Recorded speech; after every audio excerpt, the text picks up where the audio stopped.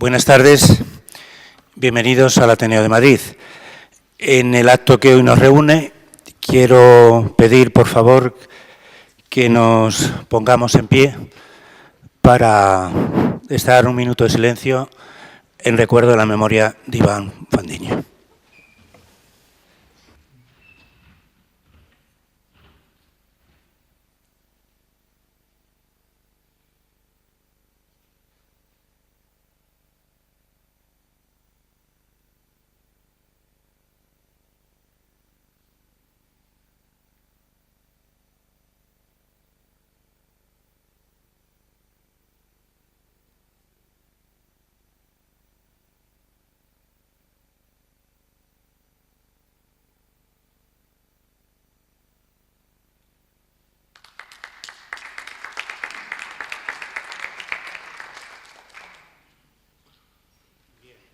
En esta institución, con tanto abolengo y tradición en tauromaquia, donde ha habido momentos trascendentes en la historia del arte del toreo que se han llevado aquí precisamente en esta institución, tengo que decirles que los más jóvenes en esta casa, pues ya también desde hace 30 años que venimos organizando a través de la sección de farmacia actividades concernientes a las ciencias farmacéuticas y también a temas relacionados con el humanismo, también desde un inicio, y me estoy refiriendo a los años 80 y 90, se consiguió que determinadas personas pues se implicaran también en el estudio y en actos que tuviesen que ver con la tauromaquia.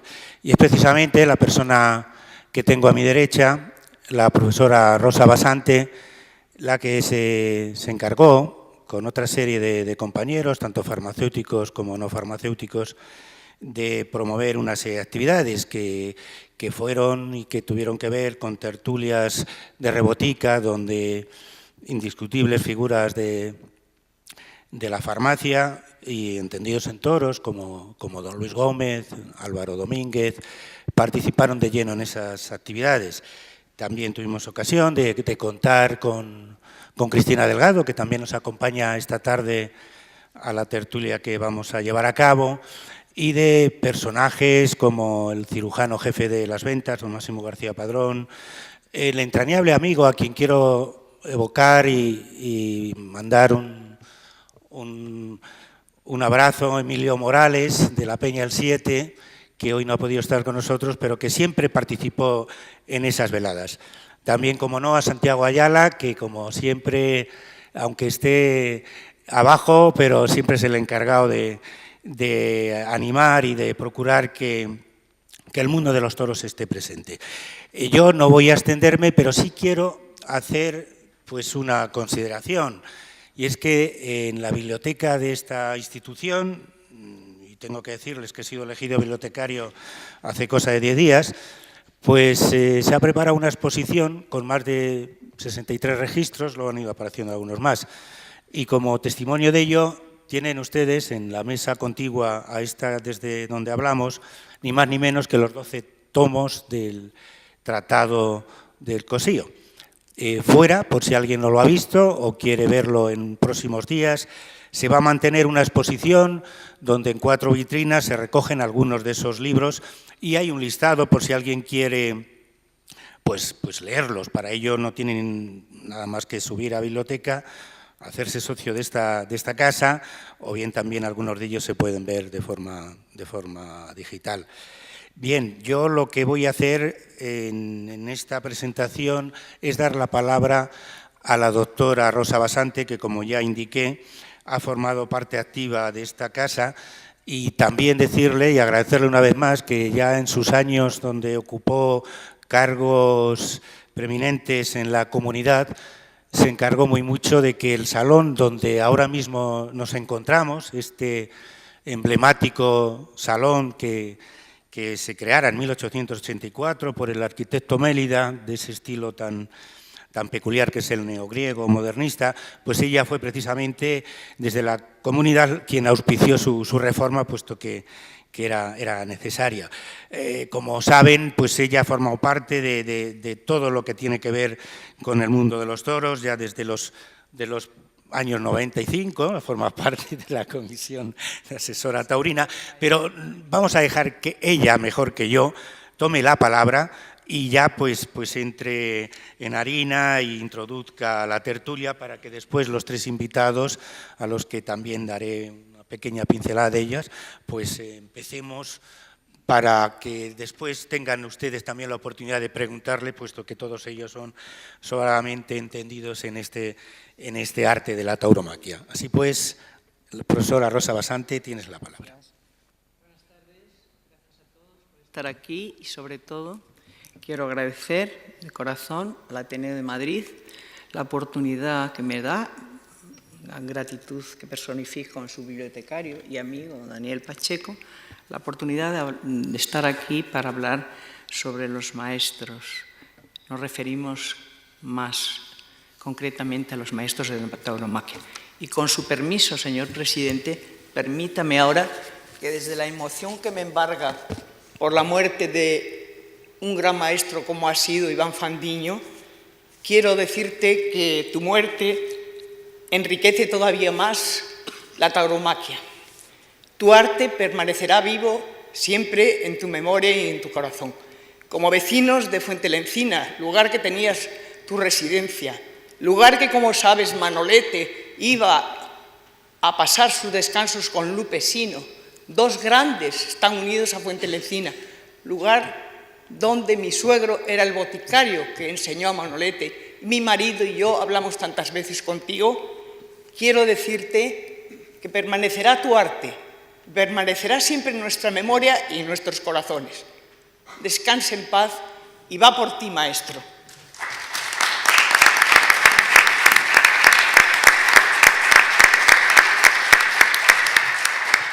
Bueno, y yo realmente, desde la emoción, pues quiero decir que yo he venido aquí para participar pues en eso, en una tertulia taurina, en la cual ustedes todos me conocen y saben que soy aficionada, abonada a la Plaza de Toros de las Ventas desde hace más de medio siglo, ahí es nada. Mi suegro, don Adrián, como en todos los libros aparece, el boticario de la Fuentelencina, en cuyo corral guardaba su coche Manolete, el Buicazul, me enseñó a comprender y a gustar del arte de la tauromaquia. ¿Por qué? Porque me enseñó el significado, el sentido y los valores que yo encerraba, tanto por su propia naturaleza, singularidad y exaltación de la creatividad, como por la manifestación cultural única con hondas raíces nutritivas de nuestra identidad española. De aquí su impronta en las distintas manifestaciones de las que luego hablará, por ejemplo, Luis Gutiérrez Valentín, manifestaciones artísticas, literatura, pintura, cine, música y de los valores de ellos derivada. Evidentemente, esa es la enseñanza de los maestros, porque en realidad, si entendemos como maestro aquel que es singular por las cosas que hace con respecto a los otros, pues los maestros en la tauromaquia se dice, es normal que en lugar de matadores también se les nombre con el de maestro. Y sobre todo yo lo que quiero que aquí se ponga de manifiesto, que a veces tenemos un gran desconocimiento de lo que es la tauromaquia. Por eso hay problemas como los que tenemos en la actualidad. Y aquí se va a poner de manifiesto esos valores, las enseñanzas que nos han transmitido maestros. Se va a hablar de Domingo Ortega y se va a hablar de otros maestros, de José Tomás y otros contemporáneos. Yo soy de las que creo que esto es bueno, porque como decía el gran Aristóteles, las cosas son más inteligibles cuando uno se conoce cómo se han formado. Y Galeno, yo soy farmacéutica, todos ustedes lo saben, decía que es necesario conocer, saber y ver para poder obrar. Y en palabras de mi maestro, el doctor Foll, decía que nadie ama lo desconocido. Por eso, pues de aquí vamos a hablar y creo que siempre es bueno aprender. Para mí, al menos, estoy segura que aprenderé y que es un privilegio. Yo a veces, cuando hablo, y permítame la licencia intelectual, cuando hablo de tauromaquia, o tauromagia, que me gusta, que no es palabra mía, como saben ustedes, desde Guillermo Sureda, que tiene un libro sobre tauromagia, hasta Gerardo Diego, o Sánchez Dragó, etc. Pero sí que es verdad que yo cuando hablo de los toros me gusta referirme, y es un neologismo, pero a mí me gusta, torocentrismo. Torocentrismo, ¿por qué? Porque podemos imaginarlo, es una visión onírica, pero nos imaginamos ese sistema planetario que gira alrededor del toro, porque en la tauromaquia el toro es fundamental. Sin toro no hay corrida, evidentemente. Luego es verdad que también son los maestros. Toro, que podemos verlo en sus distintas manifestaciones, toro mítico, toro bravo, toro de lidia, mundo del toro, etc. Padre toro, tótem de la dehesa, Zeus potente en bramas y en accesos, relámpago de furias y en procesos, del largo, oscuro amor que oprime y pesa, que cantó Gerardo Diego. O en palabras de Ortega, el gran Ortega, que decía qué es lo que teníamos que entender por toro. Toro no significa cualquier macho bovino, sino precisa y exclusivamente el macho bovino que tiene 4 o 5 años y del que se reclama que posea estas 3 virtudes: casta, poder y pies. Ahí es nada. Y tauromaquia o tauromaquias universales, que dijo André Villar, pues la fiesta de los toros, hermosa fiesta bravía, que decía Machado, es creación, es arte, arte singular y único, efímero e irrebetible, pero lo que persigue, al menos yo lo pienso así, como muchas otras personas, lo único que persigue es la emoción estética de los espectadores. Armonía, belleza e inspiración, que dijo el gran Curro Romero. Y crear belleza es uno de los cometidos, al menos yo lo entiendo, de la corrida de toros. Pero hoy hay problemas quizá porque no nos hemos encargado de enseñar o transmitir o difundir lo que es la corrida de toros, lo que significa la tauromaquia. Francis Wall dice que los toros hay que explicarlos. Y yo escuché, en palabras de Santonja, que se remitía a algo que había oído de Morante, que los toros no hay que defenderlos, hay que explicarlos. Y eso hago referencia, como ven ustedes, ¿no?, anteayer, a unas frases de Federico García Lorca, que declaró a Luis Bagaria, que las publicaron en el diario El Sol, poco antes de su muerte, el 10 de junio de 1936. Y Federico García Lorca le decía a Luis: el toreo es probablemente la riqueza poética y vital mayor de España, increíblemente desaprovechada por los escritores y artistas, debido principalmente a la falsa educación pedagógica que se nos han dado y que hemos sido los hombres de mi generación los primeros en rechazar. Creo que los toros es la fiesta más culta que hoy hay en el mundo. Único sitio donde se ve con la seguridad de ver la muerte rodeada de la más deslumbrante belleza. Para mí, tanta frescura y actualidad tienen estas declaraciones que inciden en lo importante de algunos de los problemas por los que está atravesando la fiesta en estos momentos, que es la falta de conocimiento sobre ese valiosísimo arte. No voy a entrar en estudios axiológicos del toreo. Es verdad que el arte de torear exalta valores o cualidades importantes, cuál es la entrega, la inteligencia, el esfuerzo, la creatividad, la excelencia, y por no cansarles, no seguimos. Cuando suceden cosas como hace 2 días, con la muerte de ese gran torero que fue Iván Fandiño, o con los anteriores, pues siempre decimos, ¿por qué tiene esto? Yo creo que sí, ¿por qué se hace esto? Se hace porque creemos en ello y no debemos dejar de hacerlo. Todavía se hace más grande ese arte. La vida y la muerte una frente a la otra. Boadella, en su decálogo, dice que es la metáfora de la vida. Ahora, también es verdad que en los momentos de la sociedad actual, en una sociedad carente de valores, donde quizá el sacrificio o otro tipo de valores que encarnan la tauromaquia pues se sustituyen por el hedonismo, el egoísmo, la intolerancia, la mediocridad, el fulgurante éxito personal y sobre todo por la humanización de los animales irracionales. Y esto yo entiendo que no podemos estar en un mismo plano, personas y animales. El francés, el filósofo Francis Gall, también el espléndido François Zumbin hablan de estos temas. Y Francis Gall, cito textualmente, dice que en el ruedo vemos al animal con toda su naturalidad, o mejor dicho, a un animal singular, y aprendemos a comprenderlo, a pensar como él. Y así es. Bien es cierto que también uno de los grandes aficionados a los toros, que fue José Bergamín, un intelectual extraordinario, sin menoscabo de que para mí el más fue Cosío, que fue presidente de esta casa, académico de la Real Academia de la Lengua, etcétera, etcétera, etcétera. Pues Bergamín decía que existir es pensar, y pensar es comprometerse. Y yo creo que todos nosotros lo que tenemos en estos momentos que hacer es pensar, evidentemente pensamos todos, pero debemos comprometernos con la tauromaquia, que la hemos de explicar con todo lo que significan los diferentes aspectos culturales, sociales, artísticos, medioambientales, innovadores y su proyección en la sociedad en cada momento histórico vivido. Hemos de evolucionar al ritmo de los tiempos, pero no cortar las raíces de algo que es nuestro patrimonio, porque si cortamos las raíces se muere por inanición.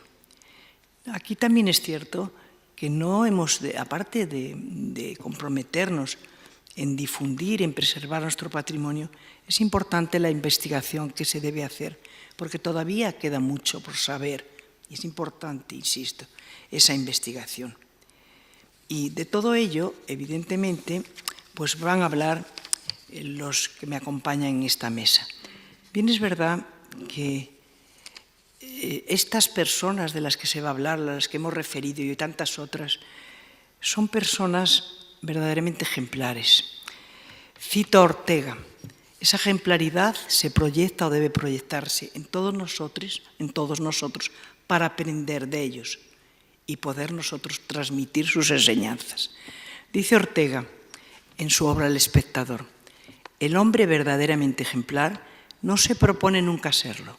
Obedeciendo a una profunda exigencia de su organismo, se entrega apasionadamente al ejercicio de una actividad: la caza o la guerra, el amor al prójimo o la ciencia, la religiosidad o el arte, y dice arte. En esta entrega inmediata, directa, espontánea a una labor, consigue cierto grado de perfección y entonces, sin que él se lo proponga, como una consecuencia imprevista, resulta ser ejemplar para otros hombres. Esos maestros han sido ejemplares para nosotros, pero además han sido sabios, porque han hecho lo que hacen con inteligencia, entrega y voluntad. Por eso, para finalizar, permítanme que también cite a un gran maestro en el mundo de la ciencia, que fue Santiago Ramón y Cajal, que dice que debemos ir, o que vayamos con humildad detrás de los sabios para poder algún día, con humildad, ir en su compañía. Vayamos detrás de los sabios para poder ir algún día en su compañía. Gracias a todos ustedes, y ahora hablarán mis compañeros de mesa sobre aspectos muy importantes de este arte. Gracias. Gracias a Rosa. Bien, una vez más, pues hemos aprendido de una maestra, en este caso, pues como bien decía ella, ya que es historiadora, podríamos decir aquello de que somos enanos a hombros de gigantes. Y en esas enseñanzas que preconiza Rosa, pues yo tengo que decir que conozco a don Luis Gómez Rodríguez. Hace unos días me regaló uno de sus libros. En sus primeras citas, pues habla precisamente de aquello que se está diciendo aquí, que los toros no hay que defenderlos, hay que explicarlos. Bien, pues con la terna... Sí, libro que yo he prologado. Efectivamente, Luis Gómez Rodríguez es un discípulo en las tareas académicas doña Rosa Basante. Le dirigí yo su primera tesis, eso es un gran maestro, un intelectual de 95 años que está escribiendo su segundo libro.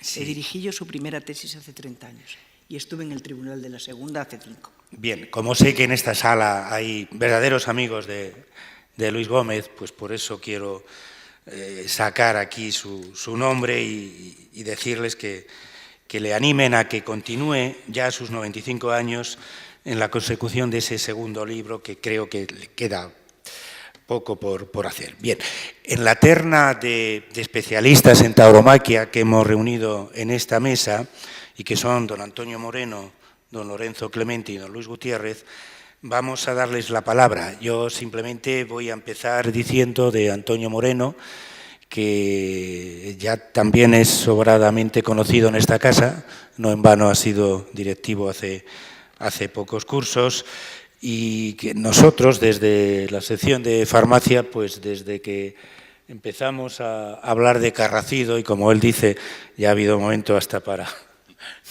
dejarle en paz, pues han sido muchas las reuniones, las tertulias, los homenajes, incluso, como también apuntaba Rosa, las celebraciones y centenarios como el que se hizo en honor de Santiago Ramón y Cajal, otro personaje tan ligado a esta casa y a la ciencia y la medicina, como todos saben. Antonio es una delicia escucharle, ya lo comprobarán ustedes, y además es que él es maestro, pero maestro además también en educación, en ciencias físicas, catedrático universitario, y que tan pronto nos deleita hablando de Cajal, como antes he dicho, como de Einstein o de otros personajes del mundo de la ciencia. Y sé que en su biblioteca de Alcázar, como antes decía, pues no es que tenga tantos libros como en el Ateneo, pero son también más del millar los que recoge precisamente de temas taurinos. Vamos a darle la palabra para que una vez más nos recreemos de sus enseñanzas.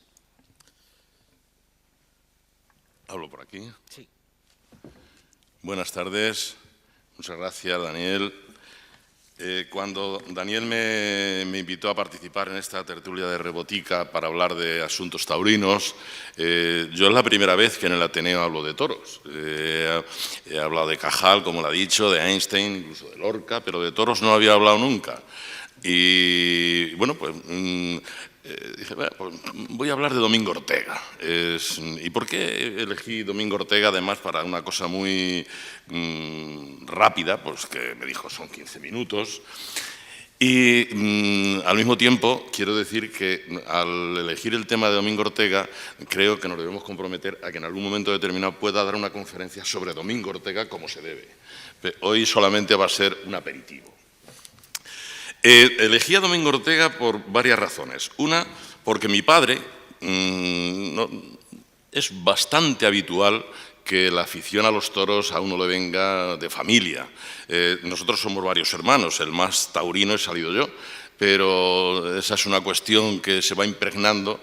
Y mi padre, que no era torero, pero no hace falta ser torero para sentirse torero. Yo me siento torero, o sea que, pero veo un toro y salgo corriendo, pero uno se puede sentir torero, que es identificarse con lo que está pasando en la plaza, con lo que hace el torero, con lo que no hace, con lo que está sufriendo, lo que está gozando. En fin, todas esas cosas uno se las puede pues, autoproyectar, autoimaginar y, en cierto modo, sentirse torero. Bien, cuando yo me vine a Madrid para estudiar físicas, yo ya era maestro de escuela, en fin, tuve que dejar la escuela, pedí una licencia, me vine. Y estudiando físicas, en la Facultad de Físicas de la Complutense había una monja que estudiaba físicas. Y bueno, pues nos hicimos muy amigos. Yo ya era maestro, era ya mayorcito, no tenía mucha identificación con los chicos de 20 años porque yo ya estaba cerca de la treintena cuando empecé físicas, y me hice muy amigo de ella pues porque éramos un poco marginales los dos, ella por su condición de monja posiblemente y yo por mi condición de un poco mayor.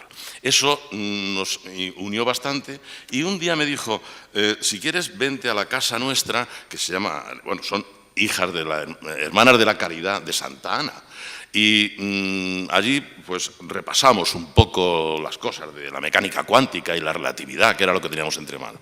Bueno, pues yo encantado de la vida, voy a la casa y resulta que la casa de las monjas, que está en la avenida de la Moncloa, o sea, cuando uno llega al final de Reina Victoria, abajo está la casa, y era la casa de Domingo Ortega. Había sido la casa de Domingo Ortega. Domingo Ortega vivía todavía, pero vivía en Fernández de la Hoz. Y había vivido en esa casa que es una especie de cigarral de Toledo. Tiene un aire así. Bueno, cuando me dijo que ella no sabía nada de que a mí me gustaban los toros, y ahí empezamos a hablar, y cuando me dijo que aquello era la casa de Domingo Ortega, para mí era aquello como un santuario, porque mi padre sobre Domingo Ortega tenía una auténtica veneración. Pero lo interesante del asunto es que el jardinero que tenían las monjas es el jardinero que tuvo Domingo Ortega. Entonces, claro, como ya se puede imaginar, yo fui a la casa de la monja como si fuera un novicio. O sea, estuve yendo constantemente para hablar, sobre todo, con el jardinero. Eso pues me dio pues, mucha información sobre la vida personal de Domingo Ortega, que además vivía enfrente de Sebastián Miranda, en la casa que compró Moya, el decano de medicina, y allí se hacían reuniones pues, con Juan Belmonte, Domingo Ortega, Luis Miguel Dominguín, y en la parte de la izquierda vivía Edgar Neville, nada menos, y Vicente Aleixandre, o sea, un sitio impresionante. Bueno, pues eso me hizo tener una admiración por Domingo Ortega un poco especial. Me fui metiendo dentro del mundo del toro y encontré el libro, la fábula de Domingo Ortega, que escribió Cañabate. Cañabate era muy amigo de Domingo Ortega. Y a partir de ahí, pues bueno, se fue creando en mí un personaje al que le sigo teniendo una verdadera admiración.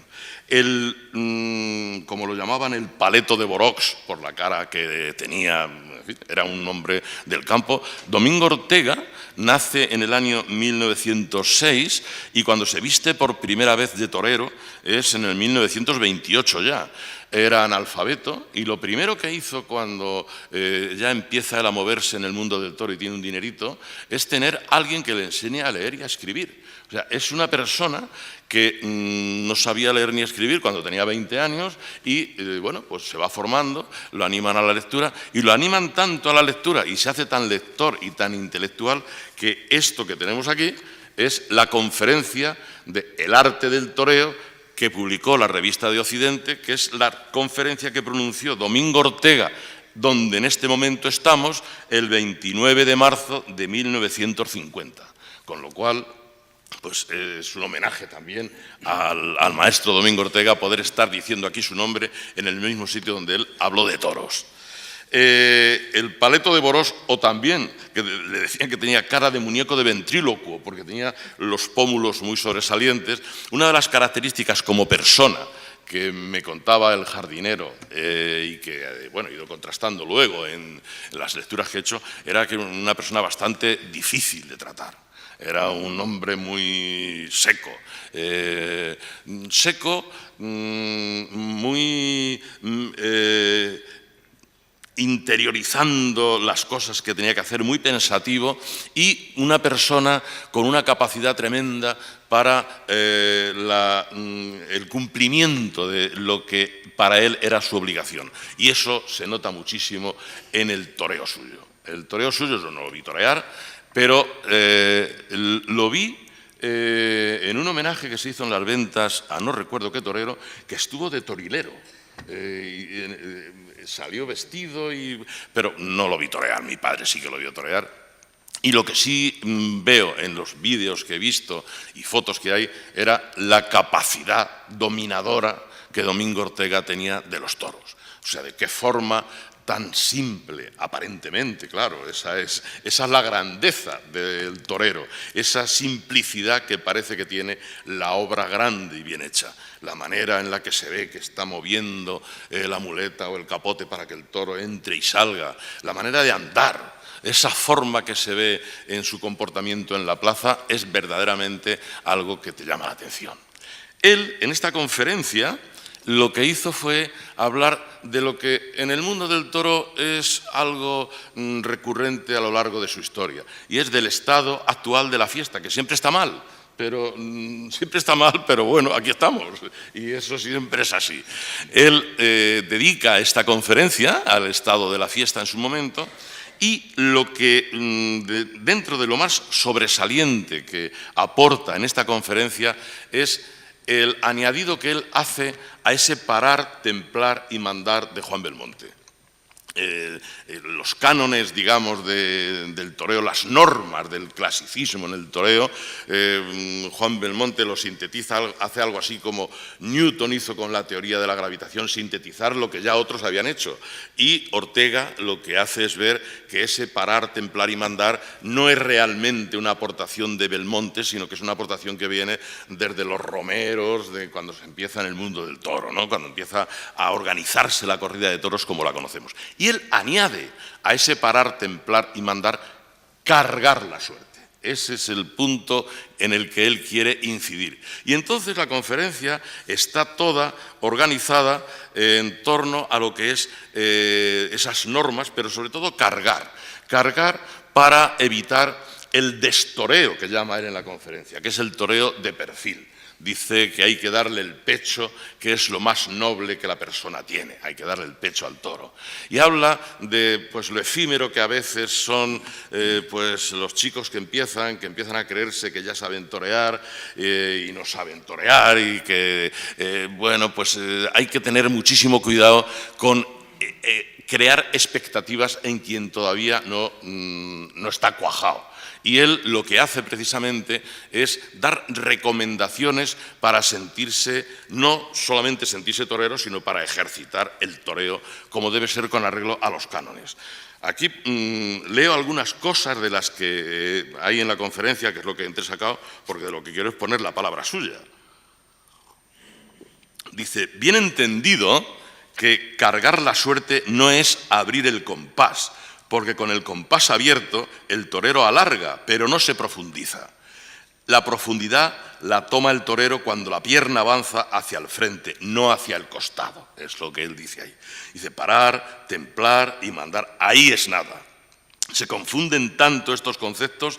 La mayoría cree que parar, templar y mandar es esperar a que los toros vengan a estrellarse en el objeto, sin que el torero se mueva. Eso es un error, porque si te paras, no puedes templar y mucho menos mandar. Los toros, cuanto más tienen que parar, templar y mandar, es cuando más fuerza tienen. Y es muy curioso que hoy, que se torea mejor que nunca, según tantísimos aficionados, son muy pocos los toros que se torean con el capote. ¿Y por qué, si se torea mejor que nunca? Dice, lo habla así un poco con retintín.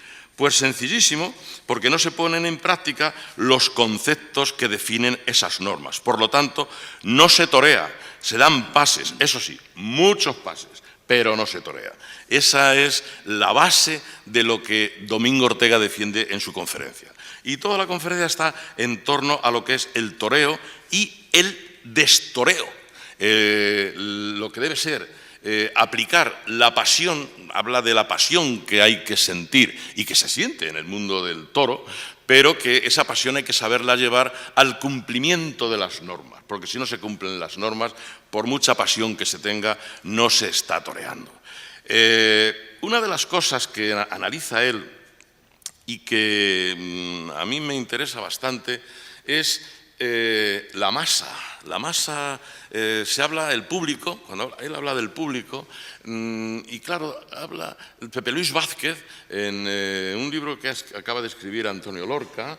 Las últimas cosas que Pepe Luis habla es cómo la influencia que puede tener la masa en su opinión, desbordando incluso a quien teniendo una opinión más concienzuda y más, digamos, ajustada a la reflexión sobre lo que está pasando en el ruedo, se puede dejar llevar o se inhibe por esa manera un poco reflexiva de cómo opina la masa. Yo siempre suelo decir que a veces la masa se amuñona y entonces opina de una manera muy visceral, pero no siempre lleva razón. La masa no siempre tiene razón. Y eso lo dice Domingo Ortega, y lo dice Pepe Luis también, que hay que tener mucho cuidado y que hay que educar a la gente para ver toros. Y una de las cosas que dice Domingo Ortega es que debía haber, y eso yo lo comparto porque un poco, en fin, jocosamente, ahora que se habla de que el presidente de la Plaza de Toros de Madrid podría ser un aficionado, una de las cosas que yo decía en el grupo con el que hablaba es que, bueno, me gustaría que fuera un aficionado, pero que al mismo tiempo pudiera tener un altavoz para poder decir, ¿pero qué estáis diciendo? Que no es así. ¿Qué está haciendo? ¿Qué hace usted? Y lo que dice precisamente Domingo Ortega es que debería haber un árbitro. Habla de árbitro, o sea, que habla del papel que debería tener un árbitro para que las cosas se condujeran en la manera que tienen que ser. Entonces, es la conferencia muy corta, tiene un epílogo de Ortega y Gasset, un epílogo que es sobre un retrato que le regala a Domingo Ortega de un uro del toro antiguo. Y bueno, el epílogo es, pues eso, como Ortega sabía escribir. Y el final de la conferencia, efectivamente, está dedicado a lo que es todo lo que ha intentado transmitir a lo largo de ella. Dice, señores, estamos en un momento grave con relación al arte, porque él habla del toreo como una de las bellas artes, la más joven de las bellas artes, porque la pintura, la escultura, la arquitectura tienen más años. El buen aficionado está en minoría y casi convencido de lo que en general dice la masa, que hoy se torea mejor que nunca, aunque se toree menos con el capote y se mate peor, como si estas dos suertes fuesen aleatorias en el arte. Y digo que el momento es grave porque es muy posible que si no se le pone coto se pierdan las buenas normas por completo y si éstas desaparecen el toreo será una cosa distinta de lo que pudo ser. Él hace la defensa de lo clásico y para terminar, cuando a Rafael el Gallo, que es el mundo de Rafael el Gallo es un mundo lleno de anécdotas, supongo que la mitad serán mentira, pero da gusto creérselas, y a Rafael el Gallo, en una de las anécdotas le preguntan, Rafael, ¿qué es lo clásico? Y dice Rafael el Gallo, lo clásico era analfabeto. Hay muchas fotos dedicadas, pero no están escritas por él, claro. Y dentro de su analfabetismo, él dice, lo clásico es lo que no se puede hacer mejor. Muchas gracias.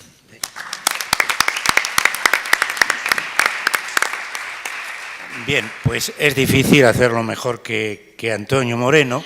Yo voy a recoger el guante que nos ha lanzado y como saben muchos de los aquí presentes, en el Ateneo existen las denominadas cátedras. Por cierto, veo aquí a una catedrática en activo, la profesora Torija, Esperanza Torija, sobre temas de alimentación.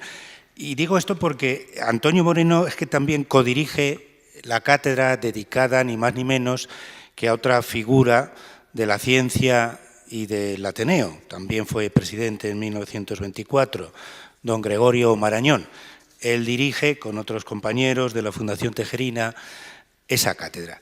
Pues yo, puesto que estamos aquí hablando de maestros y de enseñanzas, sí que me gustaría también lanzar un reto, y puesto que tengo aquí a mi derecha a la doctora Rosa Basante, con quien ya he comentado en alguna otra ocasión estos temas, ¿por qué no recuperar, recrear la cátedra Cosío y que las personas entendidas, como las que están aquí presentes en esta mesa y otras que pueden venir en días sucesivos y con ello, como dice Antonio, pues organizar lo que son actividades propias de una cátedra, ya sea en una universidad, ya sea en el Ateneo.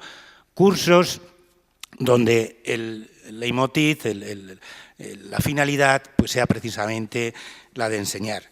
Y bien, puesto que estamos hablando de maestros y maestros son también las personas que están en esta mesa, yo voy a pasar a dar la palabra al segundo de los intervinientes en esta terna, que es don Lorenzo Clemente, que por cierto hace poco más de un mes tuve oportunidad de ver en esta casa en una tertulia también de abogados. Él es abogado y también, pues como igual que los farmacéuticos practicamos el humanismo, pues eso no es exclusivo de nadie, obviamente. Los abogados también se reúnen en esta institución. Decir simplemente, por apuntar algo de su trayectoria, que 3 libros de la biografía, que por sintetizar, 3 libros de temática taurina habría que apuntar en su haber. Uno se refiere a la tauromaquia a través de sus conflictos, estamos hablando de conflictos judiciales, y 2 que tienen que ver con nombres propios también de la tauromaquia. José Tomás en Nimes, de aquella velada tan recordada por todos del 16 de noviembre del 2012, y el último, que yo sepa, está dedicada a Morante de la Puebla en el Tratado de Armonía. Bien, pues con esta sencilla entrada quiero dar la palabra a don Lorenzo Clemente para que nos hable de sus maestros en tauromaquia. Muchas gracias. Muchas gracias al Ateneo por invitarme a participar en esta mesa con tan ilustres compañeros. Y la verdad es que muchas gracias a Daniel por su invitación, por su presentación. Y bueno, como decía, unos días antes de empezar la Feria de San Isidro, daba aquí una conferencia sobre cuestiones jurídicas en el mundo de los toros y ahora, prácticamente un día después de que se ha cerrado con el colofón, tengo la fortuna de participar en esta mesa redonda, lo cual es un auténtico lujo. Le comentaba a Daniel cuando me comentaba el tema el título de la mesa redonda, de las enseñanzas a través de los maestros, que yo soy poco mitómano, en el sentido de que, y enlazando también con lo que comentaba Rosa en algún momento sobre la ejemplaridad de los toreros, de los artistas, de otros personajes, que a mí me da un poco de miedo hablar de que los artistas tienen que ser ejemplares para la vida pública, que lo tienen que ser los deportistas o los artistas. No sé si Miguel Ángel era realmente un dechado de ejemplaridad en su vida, pero afortunadamente ahí dejó la Capilla Sixtina, ¿no? Y otras obras. A mí con esto de la ejemplaridad me suena un poco esa canción de Los Secretos que decía: pero ¿cómo explicar que me vuelvo vulgar al bajarme de cada escenario? Yo creo que los artistas son ejemplares en lo que hacen y no necesariamente tienen que serlo en su vida privada, aunque a veces dan ciertas enseñanzas. Y me venía también esto a la mente el sábado pasado, cuando leía un extraordinario artículo de Antonio Lucas en El Mundo sobre cómo él era aficionado, pero durante un tiempo había dejado de serlo y volvía. Y sobre los toreros que le gustaba, dice: no sé si soy aficionado a los toros o a algunas tardes de toros, a ciertos toreros y a un puñado de instantes. Me gustan los que tienen lado oscuro, los que cargan una penumbra que les va por dentro y cuando asoma sobrecoge, los inexplicables, los que intentan escapar a algo apremiante. Pienso en Rafael de Paula, en Antoñete, en Joselito, en José Tomás. A mí me pasa un poco eso, que ese tipo de toreros son los que tienen ese lado oscuro, los que más me llaman la atención. Y decía Antonio Lucas en algo que se convertía en premonitorio muy pocas horas después. Decía: para volver a interesarme por este tinglao de la tauromaquia no hizo falta más que estar un tiempo lejos, incluso echar algo de menos, también asistir al aquelarre de ciertos sapos tronados que disfrutaban paseando por las redes sociales la cabellera de un torero muerto. Cuánta razón en lo que dice. Pero a pesar de que los toreros, de que no me ha preocupado demasiado ver si son ejemplares o no y que me gusta más ese lado oscuro que tienen, lo cierto es que yo sí he podido comprobar algunos rasgos de auténtica ejemplaridad en ciertos toreros, y el que siempre me viene primero a la cabeza, más allá de que a uno le guste más o menos su tauromaquia, es el de Julián López el Juli. Sobre todo, y muchas veces me viene a la mente cuando estoy con gente más joven, recuerdo del día que se encerró de novillero en la plaza de toros de Las Ventas. Julián tenía 15 años, llenó la plaza, no había toreado antes en Madrid de novillero, se había hecho figura toreando en otras plazas, y como ustedes bien saben, en Madrid eso no gusta. No gusta que llegue aquí gente que se ha hecho figura en otros sitios. No se le trata con especial cariño. Y a Juli sé que tengo un puntito provocador y voy a hacerlo un poquito más en otras a continuación, pero a Juli se le midió mucho aquella tarde. Y además tuvo en contra que hizo un viento horroroso, que los novillos salieron con bastante dificultad. Y al final consiguió sobreponerse a todo eso. Joaquín Vidal, en el País, decía al día siguiente: no lo tuvo fácil el Juli. El fuerte viento entorpecía su labor. Varios de los novillos plantearon problemas. Él mismo tropezaba o le desequilibraba el roce violento con las reses y sufrió numerosos achuchones. Estamos hablando de un novillero de 15 años, una criatura que tuvo el gesto de lidiar 6 novillos sin un desmayo, sin hacer una sola concesión a la galería, sin rehuir el riesgo, sin que le amilanaran las volteretas.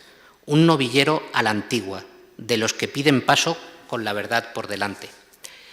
Seguro que ustedes, como yo, tratan de vez en cuando con chavales que tienen esa edad, que tienen 15 años.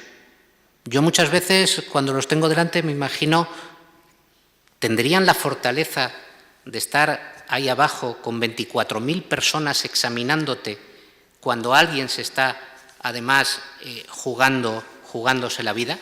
Creo que ese día Juli dio una auténtica lección ejemplarizante de pundonor, de hombría, de madurez con 15 años. No es solo el ejercicio de lo que entonces para él no podía ser más que una afición, porque de hecho tomó la alternativa pocos días después en Nimes, porque ni siquiera podía tomarla en España, porque hacía falta 16 años para tomarla, porque al convertirse en matador de toros se convertía ya en profesional y por tanto debía tener la edad mínima para trabajar, cosa que no tenía entonces. La verdad es que eso me pareció un ejemplo y me parece un ejemplo absolutamente importante. Ya digo, más allá que a lo largo de la dilatada carrera que ha tenido el Juli, haya momentos en los que nos guste más y menos toreando. Pues recordamos grandes faenas como la de Cantapájaros y hay otras que probablemente pues, no gusten tanto, y hay otros comportamientos que puede tener que a lo mejor no gustan tanto, pero aquello me pareció todo lujo. De toreros que se han encerrado con 6 toros, otro que para mí resulta absolutamente esencial y que tiene un lado oscuro importante es José Miguel Arroyo Joselito. La Goyesca del 2 de mayo del 96, yo lo he comentado alguna vez, a mí esa corrida estuvo a punto de echarme del mundo de los toros. Yo cuando salí aquella tarde de las ventas dije: estoy seguro que no voy a poder ver una tarde de toros como esta, con esta pasión, con esta variedad. Podré torear algún toro mejor, pero que sea así, tengo mis dudas. Bueno, aquel día decidí quitarme de los toros, pero aquello me duró 24 horas. Luego ya volví a reengancharme rápidamente. Cuando uno lee la biografía que escribió Joselito, ayudado por Paco Aguado, Joselito el verdadero, uno se da cuenta también el afán de superación y la dureza personal a la que ha tenido que sobreponerse con una vida tan complicada. De todo lo que cuenta ese libro, y hay pasajes realmente duros, probablemente el que más me impactó fue cuando explican que, estando en el momento de estar enterrando a su padre, están los tíos de Joselito discutiendo porque ninguno se quiere quedar con el niño. Y Martín Arranz les echa una bronca a todos, coge al niño y dice que el niño se va con él. Realmente, claro, eso forja una personalidad muy peculiar. Y también, de forma un poquito provocadora, porque se citan distintos nombres, hay unas declaraciones que hizo en una entrevista que le hicieron que me parece también llamativas. Dice Joselito que una tarde al principio de su carrera, dice: me tocó lidiar un toro muy complicado, ante el que arriesgué mucho. Después de la corrida, José María Manzanares me dijo: con lo que has expuesto esta tarde, yo vivo toda la temporada. Y encima no has conseguido nada. Yo le dije, vale, pero es que si no lo hago me siento ridículo. Mi padre y mi cuadrilla me decían que tenía que hacer el mínimo esfuerzo y sacar el máximo rendimiento. Fíjate en Espartaco, que torea mucho. Me calentaron tanto, dice Joselito, que acabé por explotar. ¿Sabéis lo que os digo? Que prefiero ser Curro Vázquez tieso, que es un torero de toreros, antes que Espartaco rico. Como digo, se citan muchos toreros de una forma más agradable unos, de forma más agradable otros, y las vueltas que da el mundo, las vueltas que da. Pensar que el otro día, cuando Cayetano estaba brindando a Curro Vázquez un toro en la corrida de la Cultura, había gente desde el tendido que le estaba gritando golfo a un torero como Curro Vázquez. Lo dejo ahí. Otro torero de estos que tienen su lado oscuro y que me apasionan es José Tomás. José Tomás en aquello que le trasladó otro personaje absolutamente inigualable como fue Corbacho. Esas enseñanzas de samurái, del bushido, del camino del guerrero, que supone una entrega absoluta, un entregarse para morir, desde la absoluta autenticidad y pureza. Me comentaban en cierta ocasión que en los últimos años, cuando José Tomás decidía torear alguna corrida, si anunciaba que iba a torear alguna tarde en agosto y lo anunciaba en febrero, desde febrero le empezaba a cambiar el rictus, el carácter, porque empezaba a tener un nivel de concienciación y de compromiso consigo mismo que lo tenía como algo absolutamente esencial. Valor, libertad y honor hasta la muerte, decía Corbacho. Y como comentó José Tomás alguna vez, dice, no quiero morir, solo quiero ser perfecto. Anda, si no es eso, una enseñanza de un maestro, un ejemplo de ejemplaridad.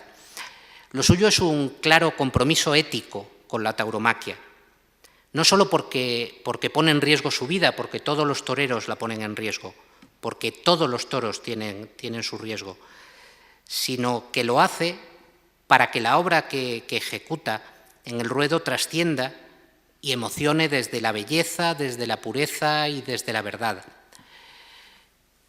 Cuando hemos visto en ferias como la de Sevilla o como la de Madrid, que los aficionados nos quejamos de que han salido más toros buenos de los que se han visto hacer grandes faenas, yo creo que el problema radica en esto, en que no hay ese nivel de compromiso real con esa pureza, con esa belleza y con esa verdad, lo cual no quiere decir que los toreros no arriesguen o que no toreen bien, sino que hay que dar ese pasito más que supone una entrega absoluta. Realmente eso nos lleva al que para mí es el único cuestionamiento ético de la tauromaquia, que no es, por supuesto, el que arguyen los animalistas, sino que es exclusivamente hasta qué punto un hombre puede poner en riesgo su vida de una manera como esta, ¿no? Y al final la respuesta es siempre la misma, es la libertad, es la capacidad de decidir por uno mismo cómo vive sus pasiones y cómo se entrega. O como decía un amigo después de la muerte de Fandiño, que la vida humana es tan sagrada que puede y debe ser entregada por los demás. La muerte no es el final y si acaso lo fuera, merece la pena sacrificarse por el arte, por nuestros semejantes y por nuestros hermanos. Lo de Fandiño ha sido un terrible golpe. Estábamos todavía comentando la corrida el sábado por la tarde cuando llegó la noticia y fue un mazazo durísimo. Y más aún cuando uno recuperaba algunas de las últimas cosas que había dicho, como lo que escribió, el último tuit que escribió en homenaje a Adrián, al niño de Valencia, que tanto ejemplo dio. Decía, las personas pasan, los hechos permanecen, y tú fuiste un ejemplo. Le decía a Adrián en unas palabras que ahora se le pueden decir a él, como también puede decírsele el brindis que hizo al padre de Víctor Barrio este invierno en una de las primeras corridas de la temporada, cuando le dijo, él está en la gloria, donde la mayoría de los mortales sueñan con estar y nunca lo conseguirán. A veces, decía también Fandiño, no hay próxima vez ni segundas oportunidades. A veces es ahora o nunca. Eso es lo que nos enseñan los toreros. Esa es su ejemplaridad. Por eso ponen en riesgo su vida y eso es un ejemplo que nos dan de forma continua. Muchas gracias.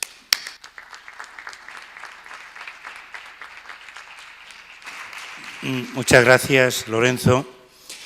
Esta mañana, hablando con Luis Gómez y refiriéndonos a Fandiño, recordaba que en esa faena del 14 en las ventas, donde salió por la puerta grande, que el segundo toro, después de haber cortado una oreja en el primero, pues estaba decidido a conseguir salir por esa puerta grande y que para matar, muchos de ustedes lo habrán visto, pues decidió matar al toro entrando lo que se denomina encunamiento, ¿no? Echándose en los pitones del toro, algo arriesgadísimo y que probaba obviamente su gran valor.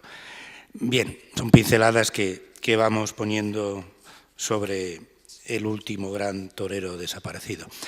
Lorenzo sí que ha animado para que en la tertulia, en lo que vendrá después de la intervención de Luis Gutiérrez, pues ustedes también participen, opinen y le lleven la contraria o no, pues por lo que ha dicho del Juli o de otros toreros. O sea que estamos ya preparando esa tertulia.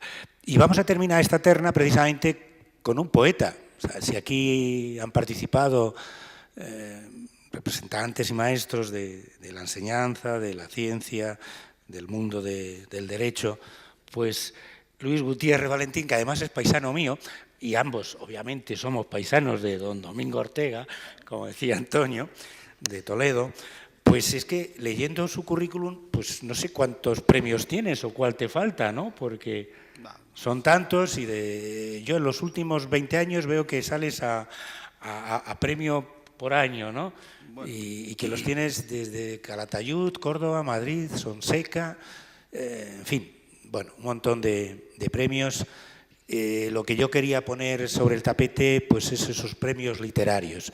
Ya decía que estamos ante un poeta, a mí me habló de él precisamente Emilio Morales, de la Peña el 7, y hemos querido que esté aquí con nosotros. Y bueno, yo no les voy a desvelar de lo que va a hablar, ya lo va a hacer él, pero también tiene connotaciones grandiosas relacionadas también con esta casa y con la literatura y con la tauromaquia. Y hombre, ya que se ha hablado de poeta, pues precisamente he hecho un soneto, porque ahora parece que no hago otra cosa más que sonetos, al maestro Iván Fandiño. Y además lo he hecho en primera persona, como si fuese él el que nos contase lo que le ha pasado. Entonces, como si fuese Iván Fandiño quien está hablando, diría: al toro por delante lo he tomado, primero en chicuelina lo he ceñido, capote de bregas he aprendido y he sido fieramente corneado en Francia, país donde he triunfado, mas la fiesta me ha cargado y definido. Si he de ser algo en la vida, he elegido ser torero, porque así yo fui educado. De pequeño soñé con un capote vestido de alamares y caileres. Soñar mi dulce sueño cumplía a tope. Fui musa de poetas y pinceles, y al final, cual potro a su galope, me vi anunciado en ferias y carteles.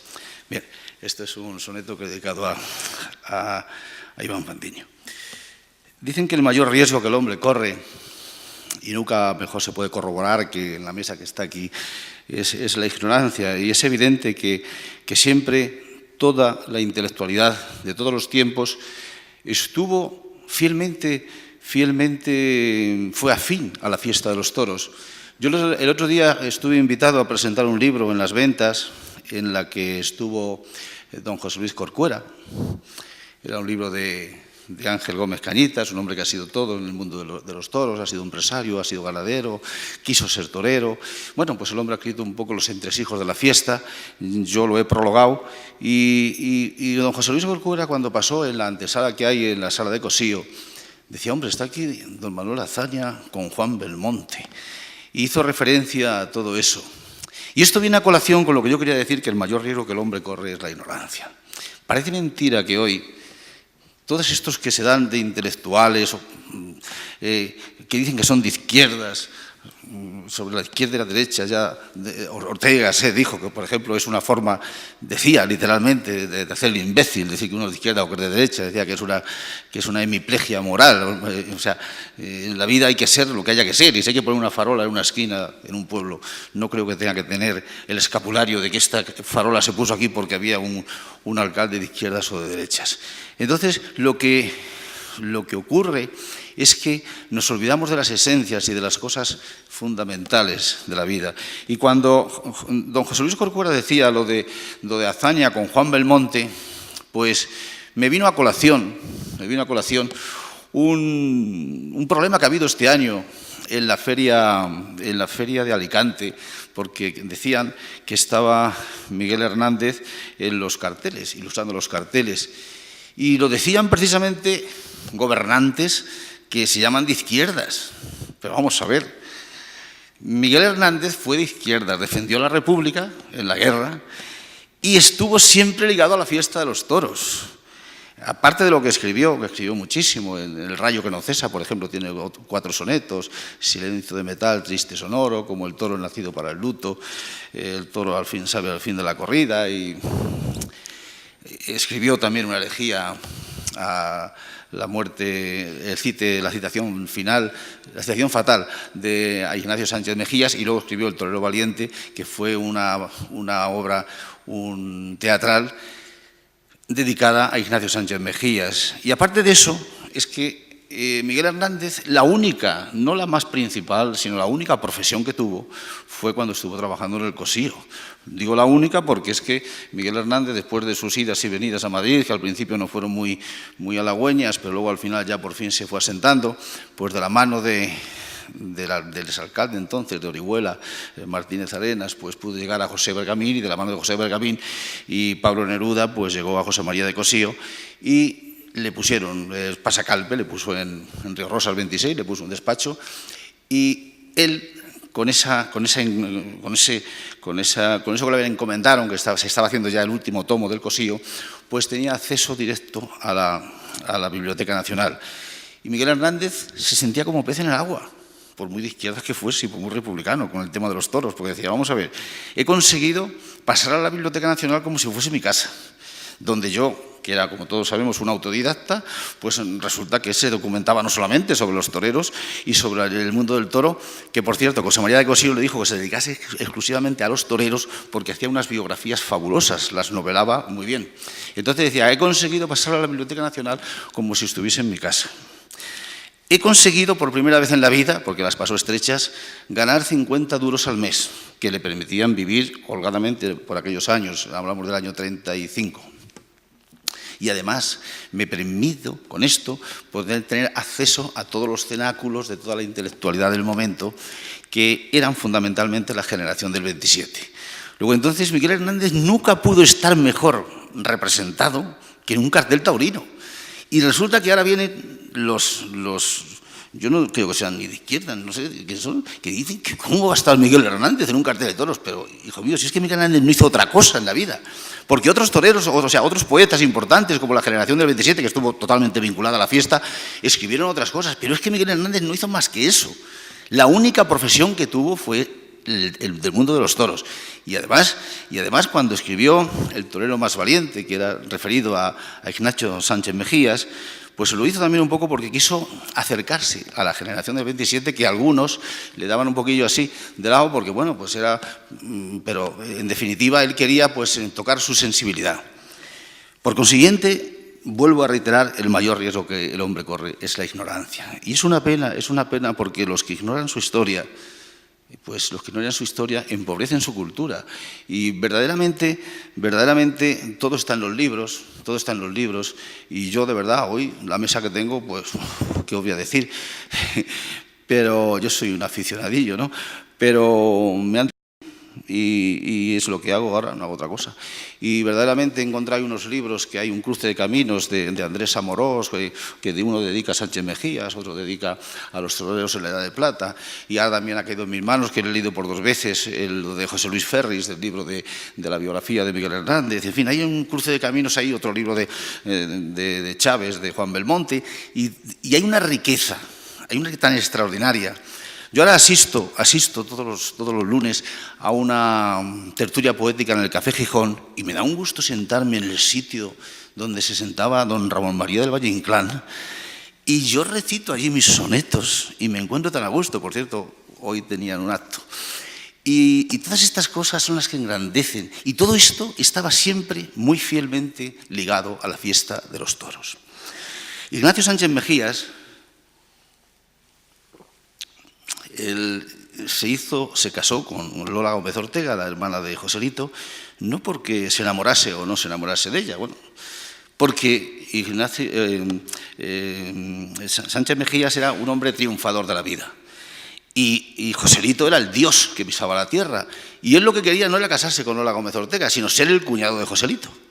Por eso, cuando murió Joselito, hombre, no es que la abandonase, pero de alguna forma pues se fue con la argentinita, que iba en la compañía de Federico García Lorca, y de alguna forma pues aquello se vio un poco normal, porque bueno, pues él pues seguía atendiendo a su esposa en la finca de Pino Montano, que tenía en Sevilla, pero su mundo estaba totalmente ligado a la cultura. La generación del 27 tuvo mucha razón de ser, porque el torero financió gran parte de los gastos que suponía el llevar a cabo el evento. El evento tuvo lugar en Sevilla, en el Ateneo de Sevilla, en el 3er centenario de la muerte de Góngora. Celebraron eso y se reunieron en el Ateneo, y después fueron a celebrarlo a la finca que tenía en Pino Montano, se llamaba, en los aledaños de Sevilla. Quiero decir con todo esto que hay un instrumento cultural tan enorme, tan extraordinario de la fiesta, ligada a la cultura, que es una pena que todo esto no se explique pues en los colegios, que no se explique en las universidades, porque verdaderamente hay materia para ello, y ya no solamente dentro de la literatura, naturalmente, sino también en la literatura, no solamente en la poesía. Tenemos en la novela, tenemos a Blasco Ibáñez con su Sangre y Arena, tenemos a Hemingway con Fiesta y todo lo que escribió de los toros, tenemos al mismo Camilo José Cela, que escribió El Gallego y su cuadrilla, y Torero de Salón, en fin, bueno, es que hubo tanta riqueza cultural, que es una pena que todo eso pues no se lleve a centros donde los niños empiecen a conocer la tauromaquia desde las aulas. A veces dicen que no se ve que tienen que ir los niños a los toros. Yo no creáis que estoy muy de acuerdo con eso. Yo siempre he dicho que la corrida de toros son 3 actos, es una obra en escena puesta en 3 actos. Entonces, estamos analizando solamente el último acto, que es la muerte. Y la fiesta de los toros tiene el nacimiento, la vida y la muerte del toro. Entonces, cuando solamente analizamos la muerte, pues llegamos al último acto del drama sin haber entendido los anteriores, y posiblemente la gente se atraganta. O sea, la gente va a la fiesta de los toros y no sabe que para que ese toro esté allí, primero se le ha criado en una finca, se le han prolongado la vida, se le ha dado una vida placentera. Entonces, eso es el nacimiento, el cuidado, la crianza, la dedicación que ha habido a favor de un animal. Y también decir que en las fiestas de ganado bravo se protege totalmente la ecología. Ahí no se conoce que haya habido ningún incendio en ninguna fiesta, en una finca de ganado bravo. Pues si todo esto se explica a la gente, después poder entender el desenlace final de la obra puesta en escena. Y yo creo que ese es el punto en el que verdaderamente se debe abordar la enseñanza de la cultura taurina. La cultura taurina, que por otra parte tiene también otras cosas, como en la escultura están los monumentos de Benlliure, en los aledaños de las Ventas, lo de Luis Sanguino, lo que está en el patio de arrastre, en la parte de la puerta de arrastre, lo del monumento al Gillo, lo de Bienvenida. En fin, yo creo que es una riqueza extraordinaria. Y yo para terminar, ya que he abordado un poco así telegráficamente, un poco un tema cultural, y además se me ha calificado como poeta, pues tengo una poesía que posiblemente algunos de ustedes ya la hayan oído, pero viene a colación porque se llama La fiesta en la cultura y en la ecología. Os la voy a leer porque, bueno, creo que será el final de mi intervención y creo que viene muy a colación. Dice: no solo por las costumbres es la fiesta cultural, sino por libros, por lienzos, partituras y algo más. La fiesta de las tertulias de José Ortega y Pemán, de Corrochano y Cosío, don Ramón del Valle Inclán, con Joselito y Belmonte, don Agustín de Foxá, don Gregorio Marañón y muchos, muchísimos más, todos fieles a la fiesta del arte de torear, doctorados en saber cómo hay que hablar y escuchar. La fiesta del novelista que está en renglones narrada por Hemingway y Blasco Ibáñez, que son plumas consagradas. También en versos a veces fue por poetas cantada, Gerardo Diego, Alberti, o el de la hora lorquiana, Federico en su elegía La sangre derramada, de Ignacio Sánchez Mejías, poetas del 27 de generación marcada. La fiesta de los pinceles en color tabaco y grana, Roberto Domingo, Goya o En la luz de Zuloaga, el malagueño Picasso, José Gutiérrez Solana, pintores de todos tiempos, de renombres y de fama, que iluminaron la fiesta con luz, vida y esperanza. La de notas musicales escrita en el pentagrama por Barbieri, en Pan y Toros, o en la música de Falla, Gato Montés de Penella, o en la lírica cantada en la ópera de Carmen, Universal en las tablas, en sus pasodobles clásicos, Gracia de Dios, La Giralda, y tantos otros como Suspiros de España. La fiesta de la cultura representada en las tallas por el escultor Benlliure, en monumentos y estatuas a Joselito, a José el Gallo en Sevilla, o en la tarde la estocada de Machaquito a Barbero, el Ortega de Miranda, el Gillo de Luis Sanguino, o el Bienvenida en volandas esculpidos en las Ventas en sendos bronces de estatuas, esculturas de la fiesta donde la historia se para, y a contraluz con el cielo sus siluetas y estampas. La fiesta del cante grande, de Molina y Valderrama, el de los 4 puntales, donde llora la guitarra, o de Rafael Farina, que en su copla Las campanas quiso rendir homenaje en canción asaetada a aquel torero califa que llenó de luto España. La fiesta del Campo Bravo, donde el toro crece y pasta, iluminada en albores al despertar la mañana, y en el aire el gorrión que vuela de rama en rama, la naturaleza viva que concilia el sol y escarcha, donde brota la macolla y la flor nace espontánea, que vence a la hormigorera y la encina se hace anciana. Así es la fiesta en el campo, canto a la vida soñada, viendo al becerro saltar por laderas y cañadas, expresión de libertad entre hierbas y hojarascas, la nieve y el aguacero, el sol fogoso y la helada. Esta es la fiesta ecológica por torpezas, censurada, en pensamientos frustrados que desconocen la sana vida del hombre del campo, que vive solo y se aparta del asfalto y de las prisas, y contempla la luz clara de la luna y las estrellas y escucha por las mañanas el mugido de los toros cuando saludan al alba. Por eso, desde mis versos a esta fiesta tan humana, le escribo yo en poesía para cantarla en guitarra. Y a las 5 de la tarde, en esa hora lorquiana, cuando el capote se abre y se derrama una lágrima, la fiesta se hace liturgia con rezos y con plegarias, con la señal de la cruz y la saliva en gargantas va quemándose por dentro, porque se seca y se atasca. Poesía, pintura y alma, novela, cante y guitarra, escultura, música y sueños, de esas en campos pobladas de vegetación eterna, y en la chimenea las brasas. Todo es cultura y es vida. Todos son ecos de entrañas de las gentes y los pueblos en costumbres arraigadas. A nuestra fiesta del toro, a raíces de la España, por todas estas razones, bautizo a la fiesta brava de ecológica, ancestral, intelectual y humana. Por eso yo reivindico que nuestra fiesta es sagrada, Por eso yo siempre digo, vivan las tardes de toros con sol y sombra en las gradas, con los hombres bien plantados de clavel en la solapa y mujeres con trapío de belleza y elegancia. Viva la fiesta, el toro, la dehesa, el campo y España, y vivid todos vosotros, porque sois de mi calaña. Gracias.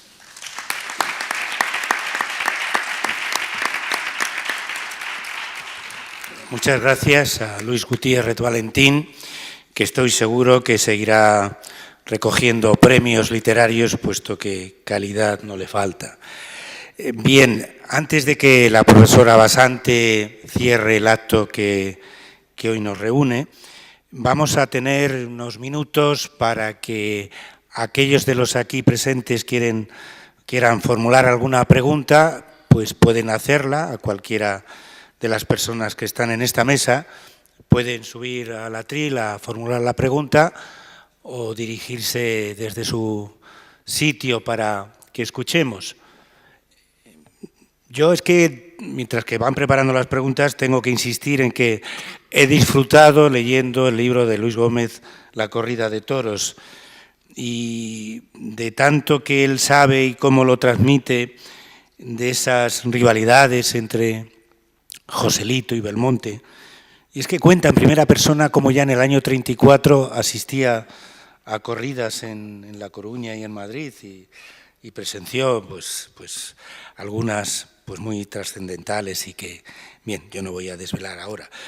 Hablo de los libros y decía que hemos disfrutado con la exposición de libros que pueden ver en la galería de retratos del Ateneo, o como aquí antes también comentamos, pues los 12 tomos del Cosío, para el que si no los ha leído quiera leerlos.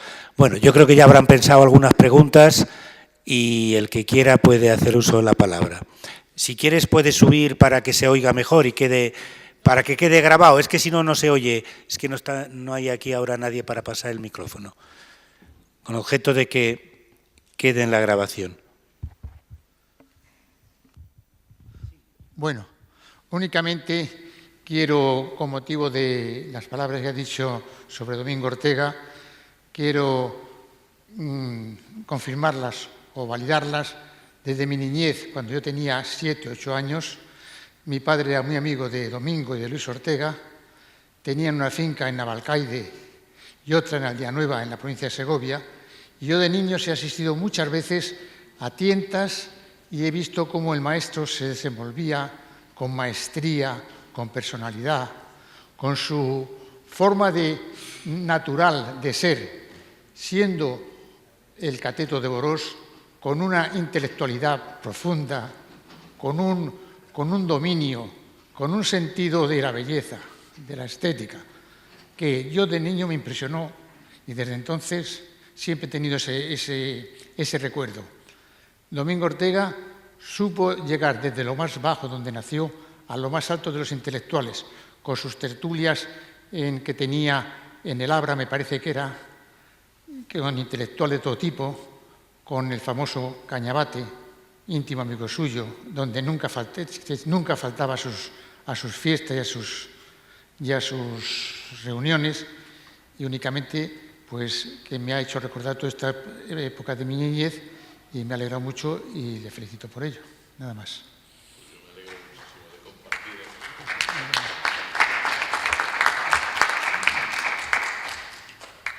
A ver, Cristina o alguien de los aquí presentes, ¿quieres formular alguna pregunta?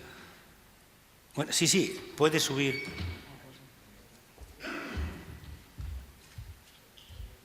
Bueno, buenas tardes. Parecería a lo mejor lo que estabais en primera fila, que era un desacato, que estaba mirando el móvil, pero tomaba notas de algunas de las cosas que habéis dicho, ¿no? Y sobre todo también para consultar algo de lo que os quería comentar ahora mismo aquí, ¿no? La verdad que da gusto estar en un foro como este, ¿no? Mirar al cielo, a la tierra de frente, a los lados, a las izquierdas o a las derechas. Y para sentir, para describir, para haber caminado con vosotros a través de esta conferencia sobre la historia, sobre aquello, sobre lo que viene y sobre todo en algunas palabras de las que ha dicho también Luis, que ya como él sé que se ha presentado a un premio del cual estoy seguro que vas a tener un buen lugar. Y hablamos siempre de docencia y aquí se ha hablado de docencia, efectivamente, de enseñanza, ¿no? En el mundo de los toros os invito a que en la revista del Club Taurino de Pamplona va a salir una pincelada de uno de los artículos más importantes que existen ahora mismo en el campo de la investigación de la tauromaquia.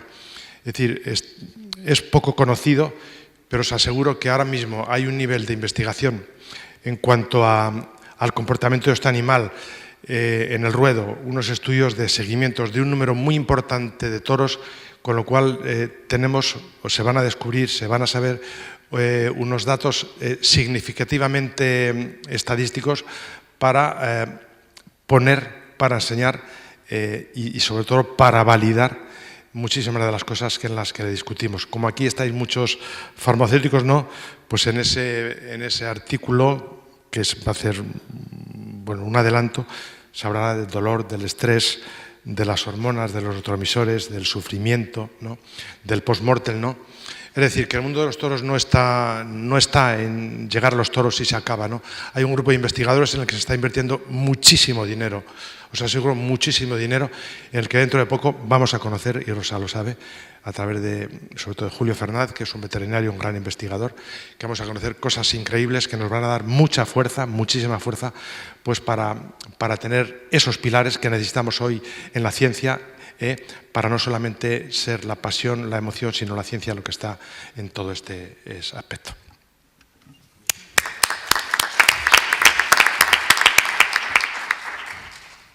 Voy a contestar. Un momentito, voy a contestar. Evidentemente se están haciendo grandes investigaciones en el mundo de los toros. En la Cátedra de Madrid, en la Facultad de Veterinaria, en Pamplona, en otros, por ejemplo, pues financiados incluso y ayudados por Miguel Reta y otros, no solamente sobre las castas ya prácticamente extinguidas, sino el comportamiento del animal. Eso es así, pero no solamente respecto al animal, lo que es el sufrimiento, pues aquí desde hiera, lomillos, etcétera, por citar tan solo algunos. Pero es que no solo ahí, se están haciendo muchísimas investigaciones para saber cómo fue la fiesta. Aquí está Cristina Linaceros, publicó varias obras interesantísimas sobre el toro del Mediterráneo, tú mismo y nosotros, evidentemente Antonio y servidora, estamos investigando, los dos nos une, aparte de la amistad, somos pertenecientes al claustro de la Universidad Complutense, estamos investigando mucho en archivos sobre fuentes primarias para saber, Gonzalo Santonja, por nombrar también otro, y muchos otros más. ¿Por qué? Porque conocemos mucho de esa fiesta, pero queda mucho por conocer. Yo hace muchos años publiqué todas las escrituras de contrato, escrituras notariales, documentos inéditos, 26 escrituras de contrato de cúchares para torear en Madrid. La publiqué en una revista científica. Ahí se ve cómo era torero de Madrid y eso de cualquier tiempo pasado fue mejor, no es verdad. Y se sigue investigando y mucho. Sigue investigando los modos de docencia, se sigue investigando. O sea, por eso yo en mi breve intervención decía que hay que seguir investigando para que sepamos en toda su amplitud lo importante que es la fiesta de los toros y su proyección. Por eso, gracias por tu intervención.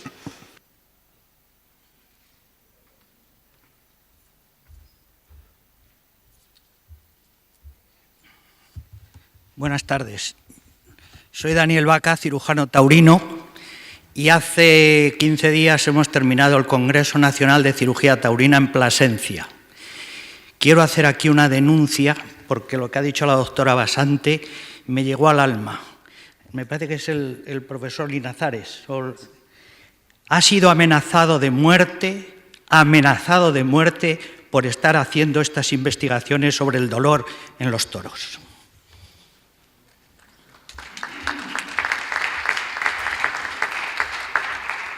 Bien, ¿alguna pregunta más? Sí, pues si quiere... No, simplemente mi intervención no tiene la categoría de seguir, sino si importa el estrado. Simplemente agradecerles a la mesa que en una tarde de tanto calor como esta, para mí han representado la ficción. Simplemente es agradecerles a ustedes el trato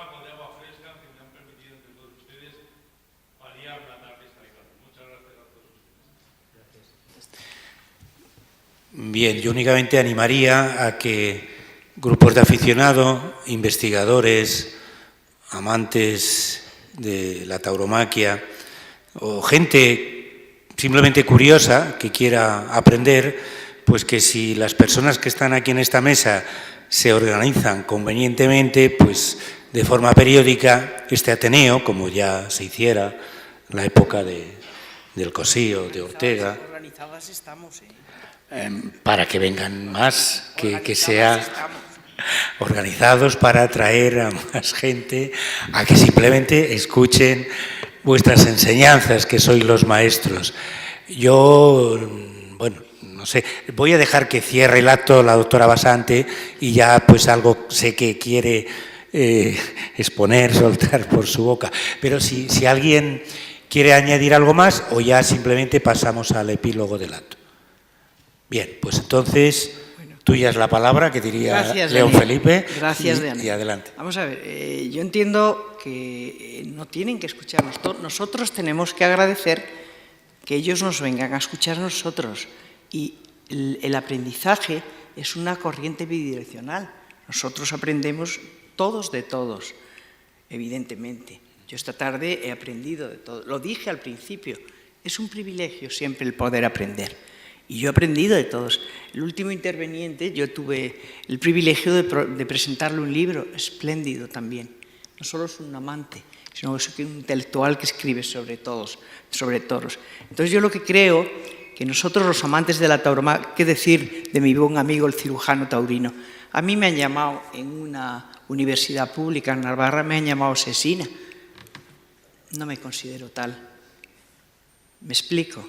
Pero nosotros, los que creemos en el valor de un arte tan singular como es la tauromaquia, lo que tenemos, y para no alargar, lo que tenemos que ser, permítame que evoque otra vez al gran José María de Cosío, tenemos que ser, como le llamó a él Gerardo Diego, vendedores ambulantes de entusiasmo, del entusiasmo que tenemos por defender algo muy nuestro, con raíces muy profundas en nuestra historia y nuestras tradiciones, y que no solo no somos ni asesinos ni gente rara, somos personas que amamos el arte, la belleza, la singularidad y que nos emocionamos con ella.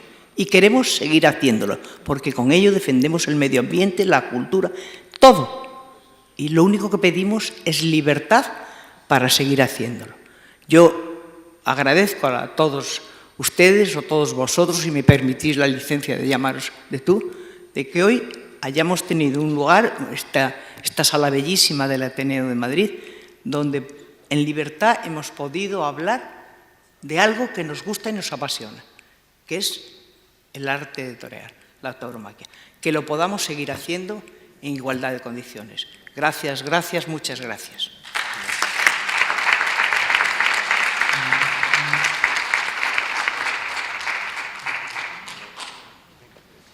Gracias, se levanta la sesión.